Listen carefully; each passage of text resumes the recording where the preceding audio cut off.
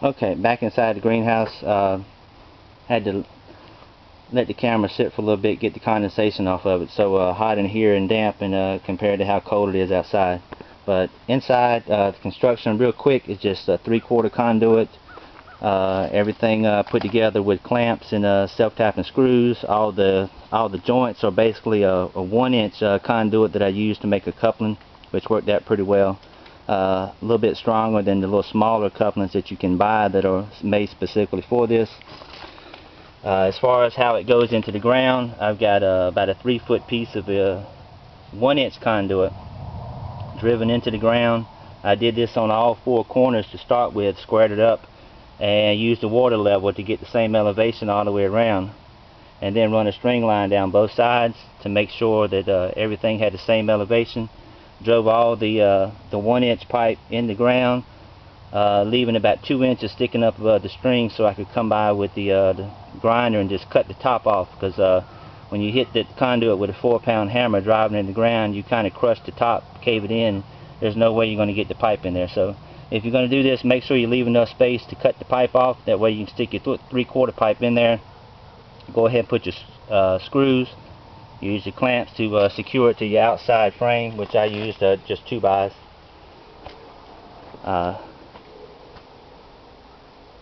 As you can see, for the top ribs where all the couplings were, you're going to have a little bit of a sharp edge on it, so I used a UV treated duct tape to cover that up. What I'll probably do is go back and cut some strips of plastic, the regular greenhouse stuff, and about 4 or 5 layers thick, and put on top of that to make sure there's no interaction between the duct tape and the outside plastic. I'm a little bit concerned about that, but not too much right now. It's something I can deal with shortly. I don't want to do anything that's going to compromise the outside plastic. It just costs too much to be messing up like that. You can see the tomatoes right here doing very well. This is a little bit bigger plant. It was a few weeks ahead. It was a volunteer that my neighbor brought to me, and when he brought it, it was just beginning to bloom, and it's got some nice little tomatoes on it. I think this is a Rutgers. Everything else right here is Marglobe. And you can see the way I judge a tomato, I look at the stem. I want to see a big, thick, green, healthy stem, and that's what these have. So they're doing really good. This is the one cluster that I had taken pictures of. Nice little bunch of tomatoes there. That's California Wonder bell peppers, doing pretty good. I just stuck it in a container. Got some other ones that are directly put in the ground, just trying to see what the difference would be. Right here we switch back over to Marglobes. They are doing pretty good. Setting a little bit behind what the Marglobes are. These are Rutgers. And this little cluster right here has got 3. Everything is doing pretty good. It's not growing as fast as it would be outside in the garden, naturally, because I don't have the amount of sunlight that I'd be getting. But I'm not the least bit upset with how things are going. On this wall, the west wall, what I did was just hang some regular 6mm plastic up here, trying to stop the wind penetration. On this end, I've had some nights where the temperatures were in the teens, howling winds, and it's been a task trying to keep this thing heated. I did the same thing on the north wall, not all the way up to the top, but a 10-foot roll of plastic. Put it up with the little Schedule 200 PVC. What I did was just take this and cut a little clip in it, a little slot on the back side to make it, get off of there, make it wide enough so you could put it on here, and it just clips right on. I wouldn't do it for the outside because it does tear the plastic, but on the inside it's not a problem. That has done pretty well. Gives me a little more insulation on the north side, I think. Right here is some rape salad. It's doing pretty good. Probably need to be cut. There's some kale, lettuce, mustard. Did them in alphabetical order so I wouldn't get them mixed up. There's my onions to set out next year. A little bit of broccoli, and this is some seedlings that I had started. A little watermelon, cantaloupe, some more cucumber, squash. I don't think I want to mess with that stuff because it's just too hard to keep the temperatures up. Plus they require too much space. But just thought I'd try it.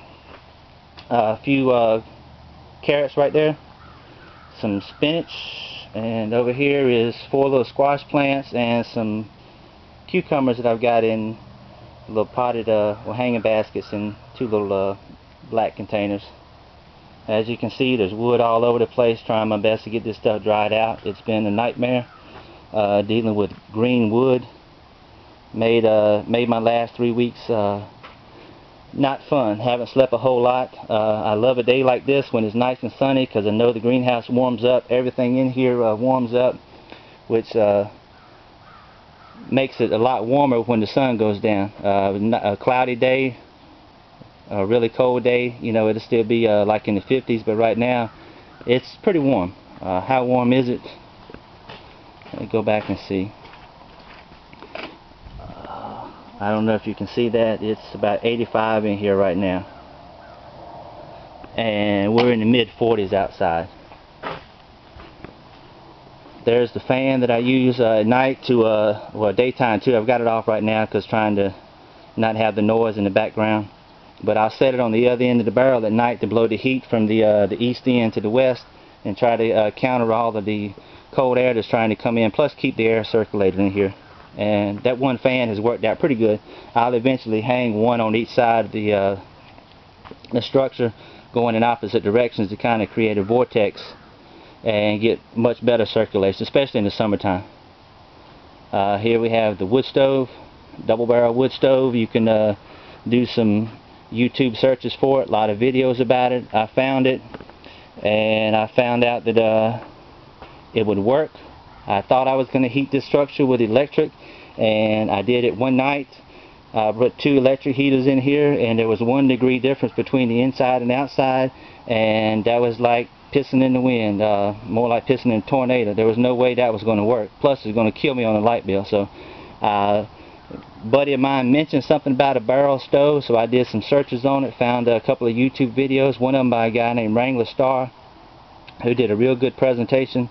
The only thing I did differently, I've got a 2 by 6 inch nipple on the bottom. I put the bottom hole down here so I could use it as additional air intake, and I've got that run to the outside to allow the stove to pull air from the outside of the building, as opposed to trying to pull the cold air in through all the cracks. And the last week or so that I've had that's done a lot better.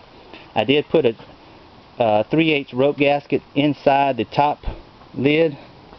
As you can see, both of the lids on the barrels are removable, so I can take the lids off to clean them out if necessary. Even the intake on the bottom is not glued, so I can just pull that right off and keep on going. I've tried to think of everything to make it easier for me, and that's why sometimes I don't get things done as fast as other people do, because I spend a lot of time thinking, analyzing, trying to figure out what could go wrong. Right here, some good wood that I picked up yesterday, burned really good last night. It's buying me some time to get the other stuff dried out. Here's how we start the fire. I use a propane torch with a little self-lighter. I'm not a Boy Scout, don't have time for that. This is how we pollinate some of the tomato plants, and use that, little Miracle Grow, hatchets. It's a mess right now. It needs to be cleaned up, coordinated, but I've spent so much time worrying about wood that I just haven't had time to get in here and organize things. And just my log splitter, 8-pound maul, does a real good job. It gives you a real good workout too when it's about 25 outside and you're covered in sweat. So I think that's going to about do it for right now, and I'll give you an update in a few weeks if this one works out.